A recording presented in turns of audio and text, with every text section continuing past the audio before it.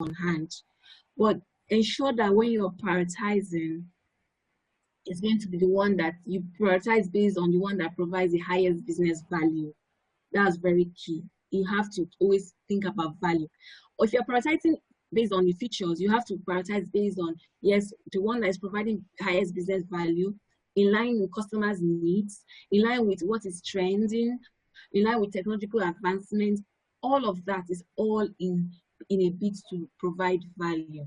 That's when you prioritize. Because you have to prioritize all your features. So that's what a product manager does. He prioritizes his task, yes, but at the same time, you have to prioritize even your product features that you tend to build or develop in the long run. A product manager's role is also to develop products and pricing strategies. Before you launch a product, you have to be able to position a product in the market. Is your product going to compete with other products in the market? For example, I'm about to launch a product now, and I know competition A is offering 29.5 naira for it. I'm late to the market, so how do I want to win market share? I may not price my product on 25 naira because I've already lost the first mover advantage.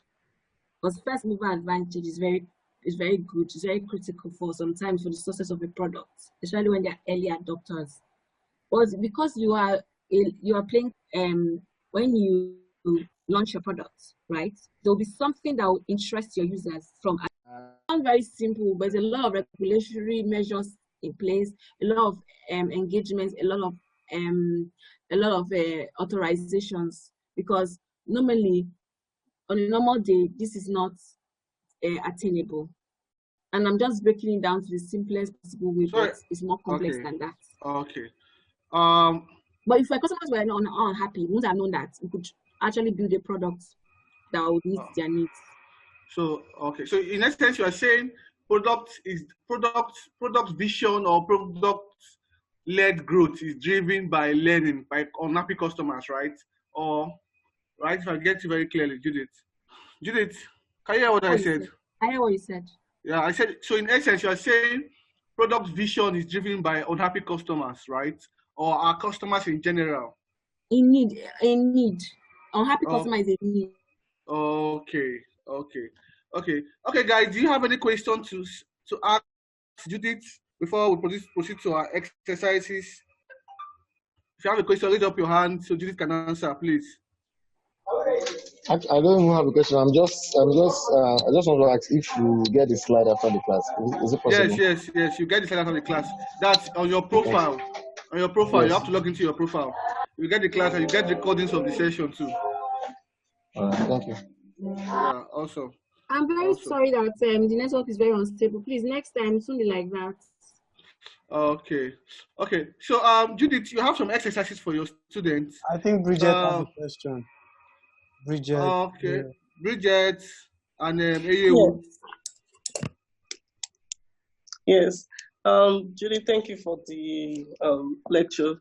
So you were talking about stakeholder mapping, and you said you made mention of keep your stakeholders satisfied. That the stakeholders that you keep satisfied are the users and customers. The stakeholders you keep informed are the investors. I want to be clear that are those the only two? No, those are not the only two. I just gave an example. There are still more. So you just need to maybe once you go into a class, you can just always read and get more understanding, so you can enhance your understanding. I just give an example. So for example, the ones who keep satisfied are your users, your customers, your intending users, your potential users. Those are the ones that you want to keep satisfied because you want them to come back. You want repeat customers. You want them to come and make a sale. You understand? You want to make a sale from them rather. So those are the ones that you keep satisfied, because once your customers are not satisfied, they will abandon your product and they will lose trust in your product. So you want to ensure that you keep them satisfied. Then you keep informed that your investors, they are investing your money, they are investing their money in your products. So you have monies, whether these monies are going down the drain or whether they are providing value for the organization or for the company. So those are just an example. And of course, you also have to keep your customers informed as well.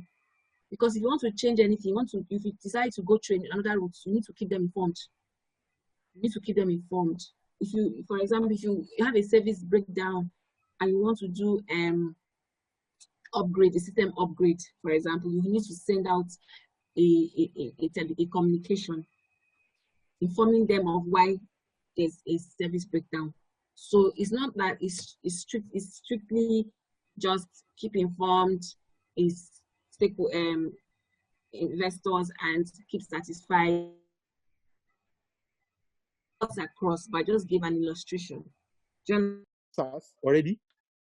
Okay, so guys, let's turn on our cameras and say a big thank you to our faculty members that anchored today's session. They've done extremely well for us. Like, first things first, let's do that for them first. Let's say a big thank you to them, guys. So turn on your cameras, everybody. Turn on your cameras. Turn on your cameras, everyone. Please turn on your Toby, put on your camera.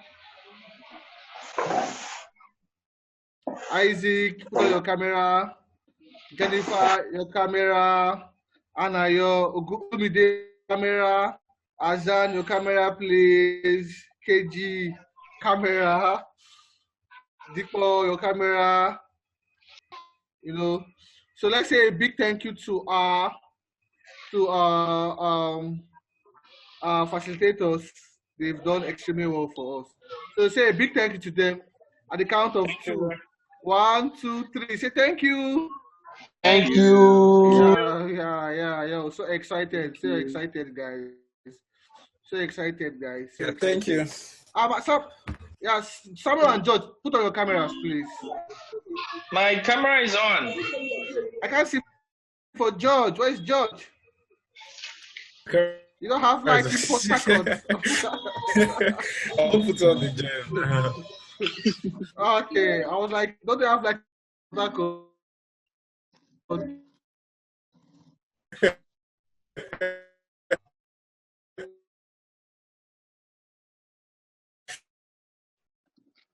You know?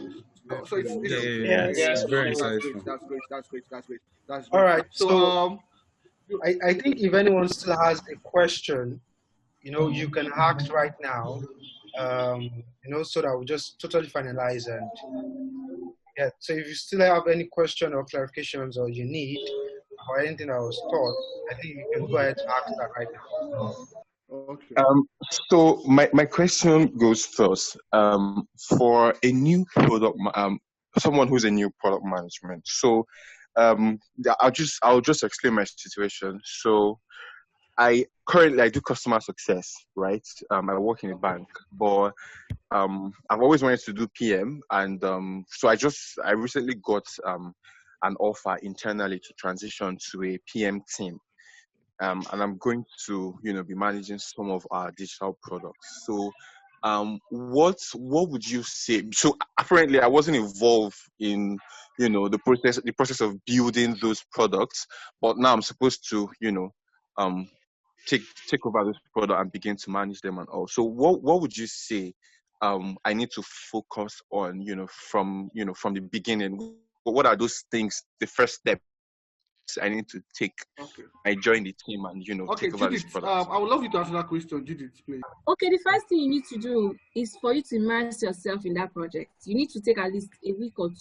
Start on you. Can you Okay, I said the first thing you need to do is you have to immerse yourself on that project. In that project, you need to get all the documentation. You need to understand the project from beginning to the end. You need to immerse yourself. You need to familiarize yourself with the concepts, even all the product features. You have to have a total understanding of that project. So just take the first 2 weeks to immerse yourself, ask questions, engage with you understand who are the stakeholders. That's the first thing you need to do. Who are the stakeholders that you require for the success of that project? Can you hear me? Yeah, we could hear you. Can you hear me? Yes. Okay. You need to understand who are the stakeholders. What's the communication channel? You need to understand the different departments and how it relates to the central goal and the objectives of that project. So you have to ask a lot of questions, familiarize yourself, build relationships, build different rapport with different groups, the functional team, the business team, sales team, whoever is responsible, just do a stakeholder mapping first. That's the first thing I advise. and immerse yourself, understand the business requirements, and also try to also add value. Even though you have inherited the project, not just start from where they stop, add your own value.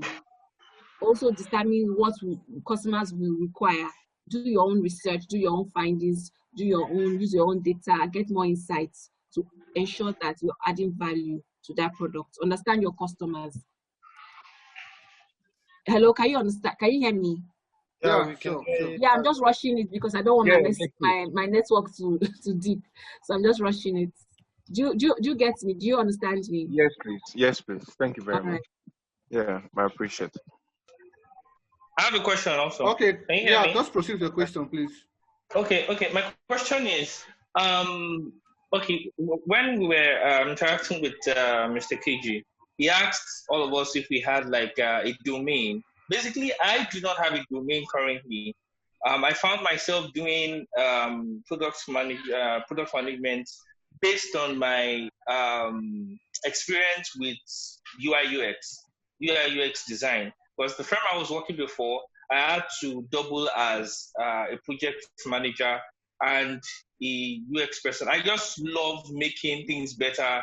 I like when the customers are happy, basically. So I found myself doing user experience. So when I delved further, I saw that I can actually function better because I think, based on my knowledge, that product management is more like a thing of more UX and a little bit of what they call it, of project management, basically. That was what I thought. So that was how I found myself in product management. So I really want to understand that, okay, if I'm breaking out, let's say I really want to pick a domain, how do I go about it? Okay, Judith, can you please answer that question, Judith? I don't understand. What do you mean by domain? Okay, can you clarify? Okay. I mean domain in the sense that, okay, if let's say some people are in fintech, some people are in gamification. Okay, you mean domain knowledge of an area. Exactly, an expertise. Okay. Exactly. So let me. I really didn't get you very well. Let me clarify. Correct me if I'm wrong. You want to transition into product development, so you want to know which domain to focus on. Is that what you asked? Exactly, based on my strength. Like, how do I know where I'm So actually? where are you currently? Where do you currently do now? What do you currently do now? I freelance as a project manager. Project manager. Is that what you said? Yeah, exactly. So what have you done in the past? Are you worked in the FMCG? Have you worked in the finance industry? Where have you worked? No, I worked in the geographic information system industry. So more like do you understand? Okay, yeah. GIS, exactly. Mm-hmm. Hello? So we could hear you, man. Okay, so my background is in geology. So when I finished studying geology, I went for GIS. So GIS is just location analytics, basically. Trying to pin anything you can find. Let's say you try as much as possible to let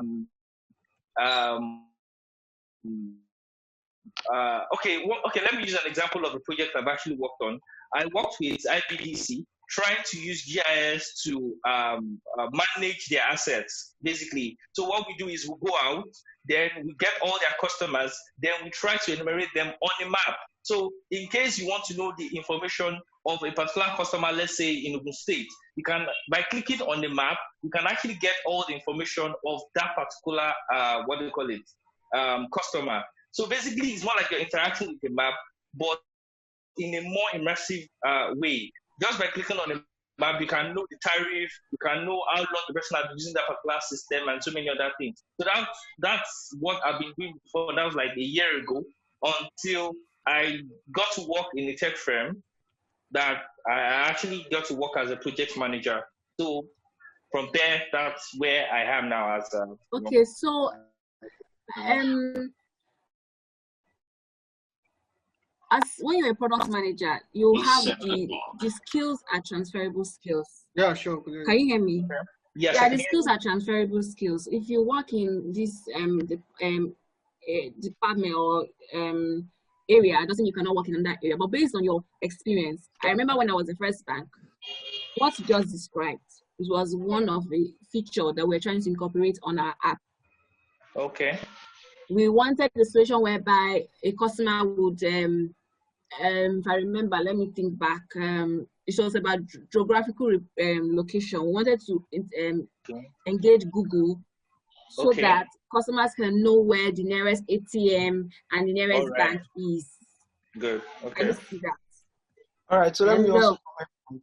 Okay, you can go ahead. Yeah. So I'm just saying that without your little, you think it's a little experience, not a little experience. You're able to sell yourself.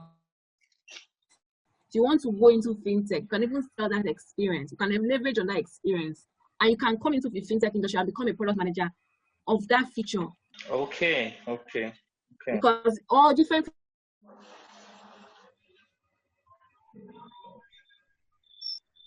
skills are across board, but you would fit in very well in the fintech space as opposed to maybe FMCG, because it's FMCG is more product, it's a physical product. In fintech, it's not tangible. Do you understand what I mean? It's not a tangible product. Yeah. Okay. So that's my take on it. All right, so a little bit, let me also comment on that. So, Samuel, so I also have background in GIS. I even carried out environmental sampling evaluation with IPAMP and Shell sometimes back. So, yeah, so it's a plus. I don't know if you write. Do you write Python scripts for any GIS project? Have you ever done any on the Yes, I did Python. Okay, so that's fine. So you already have a little bit of technical, background. If you're working with dev, you can relate with them better. So pick what interests you. Actually, the GIS skill is applicable to literally almost all any sector, any domain you want to go into. As Judy said, it's very useful in the fintech space too. It's also useful in the FMCG kind of. Yeah, it's also useful in the FMCG space too. So your GIS knowledge is quite very useful. In fact, recently we want to start a project, fleet management kind of, and GIS is useful there too, right? Yeah, exactly. Yes. So, but just exactly. So just pick whatever interest or what you really like doing, and your knowledge and your experience. I'm very sure it will really, really be useful there. Yeah, it's all about selling yourself. Yeah, exactly. All right. Thank you very much. Yeah. Okay, guys. This is past 7. Let's have questions. Let's if you have registered